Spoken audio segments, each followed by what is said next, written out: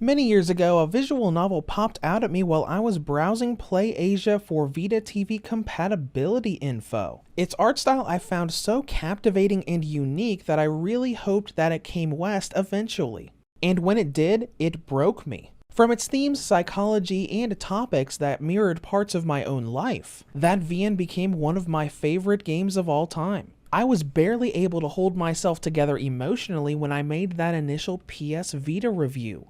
As the comments on this music video say, Everybody's Crying is not just the name of one of the game's tracks. It is an accurate description of pretty much everyone who's played the game. Today, that cursed mansion beckons us once again. We are about to dive right back into that ocean of despair and tragedy, combining the portability of the PlayStation Vita version and the home console TV mode of its PS4 release. Here is my review of the house in Fata Morgana Dreams of the Revenants edition for the Nintendo Switch. Before getting started, it is worth noting that Fata Morgana is not a visual novel about anime fan service and sex scenes being censored in the West. It is a very mature gothic tale, but in a very different way than most visual novels are labeled. When it comes to story, this is a gothic tale about an amnesiac spirit who awakens in a cursed mansion. Guided by an eerily kind and ghostly maid, they witness many histories of the house and those that have dwelled within, in the hopes of not only regaining their memories, but solving the mystery of the house, the maid, and themselves. Now, the story of this game is actually several different stories. Each era's tale is in-depth and could stand on its own. From the tale of the two siblings and the Rose Garden all the way to the horrific tale of Bestia that happens several years later. How all of these stories portray the cruelty of life and destiny is what makes it such a good and powerful read. Each tale ends in awful tragedy and constantly keeps you guessing on what's really going on and how all of this started. Each chapter gives you a little tidbit of what's really going on, but just enough to keep you curious. It does a lot psychologically not only to its characters, but also the reader.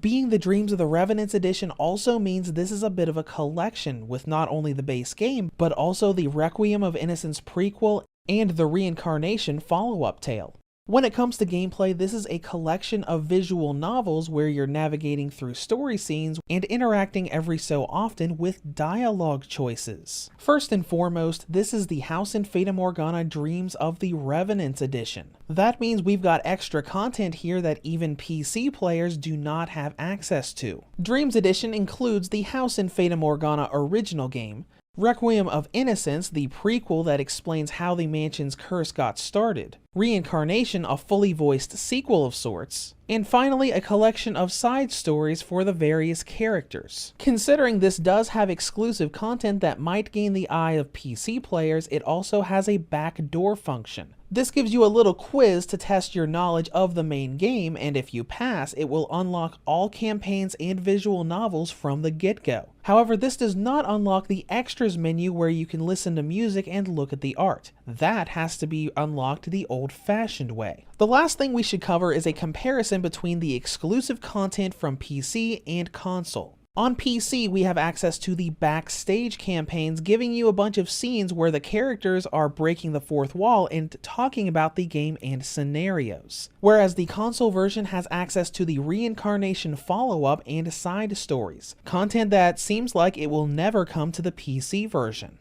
But let's move on. We'll do some more PC Switch comparisons in the presentation section.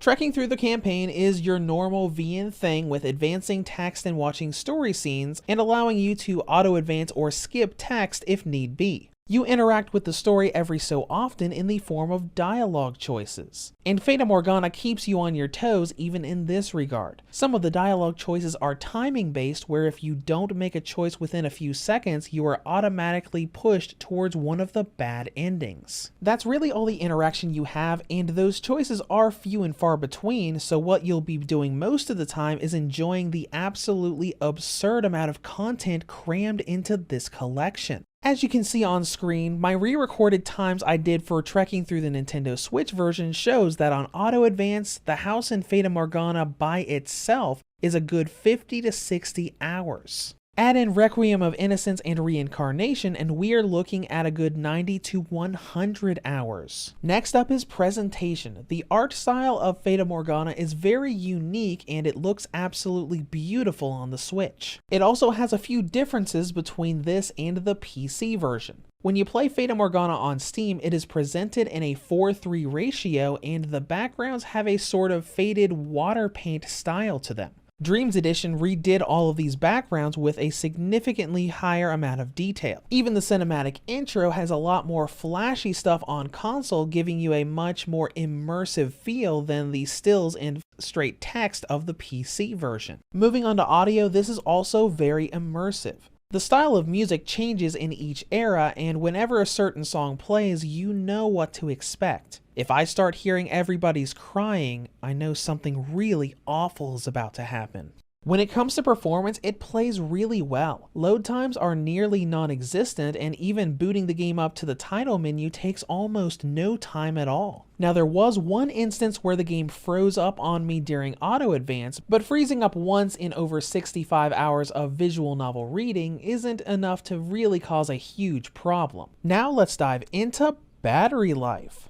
On the original model, the house in Fata Morgana has a battery range of 3 hours and 37 minutes up to 5 hours and 50 minutes. On the Nintendo Switch Lite, it has a range of 3 hours and 43 minutes up to 6 hours and 5 minutes. And on the Redboxer V2 2019 model, it has a range of 7 hours and 43 minutes up to 9 hours and 20 minutes. In conclusion, the house in Fata Morgana has what might be its definitive console version on the Switch with the portability of the Vita and TV mode of the PS4. While the random freezing issue I encountered once is a bit of a blemish, this is otherwise an immersive and heart-ripping gothic tale, well worth the 60-hour trek a second time. Reviews to Go rates The House in Fata Morgana Dreams of the Revenants Edition for the Nintendo Switch a 9.5 out of 10. If you have any comments or questions, feel free to leave them below. Thank you for watching and have a great day.